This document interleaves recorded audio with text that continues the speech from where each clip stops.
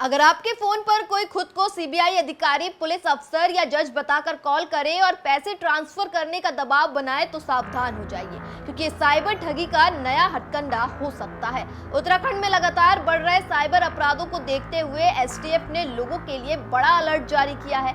STF के SSP Ajay Kumar ने बताया कि साइबर अपराधी अब पहले से ज्यादा शातिर तरीके अपनाकर लोगों को अपना शिकार बना रहे हैं। ठग कभी निवेश पर भारी मुनाफे का लालच देते हैं तो कभी डिजिटल अरेस्ट का डर दिखाकर लोगों से पैसे ऐंठते हैं। इतना ही नहीं, कई मामलों में अपराधी खुद को सीबीआई अधिकारी, पुलिसकर्मी, जज या अन्य सरकारी अधिकारी बताकर लोगों को डराते हैं और उनसे बैंक खातों में रकम ट्रांसफर करा लेते हैं। फर्जी यूपीआई लिंक, नकली वेबसाइट और संदिग्ध मैसेज के जरिए भी लोगों की निजी और बैंकिंग जानकारी चुराई जा रही है।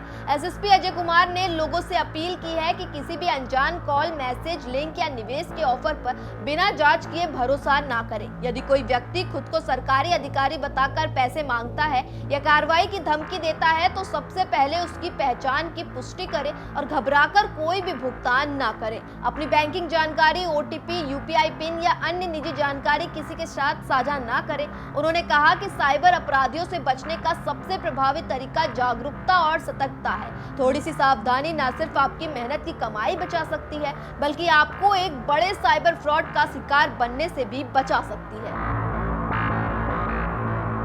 देखिए, साइबर ठगी के बहुत सारे मोडस ऑपरेंडी हैं। जैसे कहीं इन्वेस्टमेंट फ्रॉड के नाम पर है, कहीं डिजिटल अरेस्ट के नाम पर है, कहीं यूपीआई पेमेंट के नाम पर है, कहीं क्यूआर कोड। तो अलग अलग तरह के यहाँ पर सिस्टम साइबर ठगी द्वारा यूज़ किए जाते हैं। लेकिन इसमें अगर पब्लिक अवेयर है और इस तरह के किसी झांसे में खासकर देखा गया है कि 15 से 20% रिटर्न में अपने पैसे लगा देना, उसके बारे में वेरीफाई नहीं करना कि इसका कहीं ऑफिस है कि नहीं, इतनी रिटर्न कैसे कोई देगा।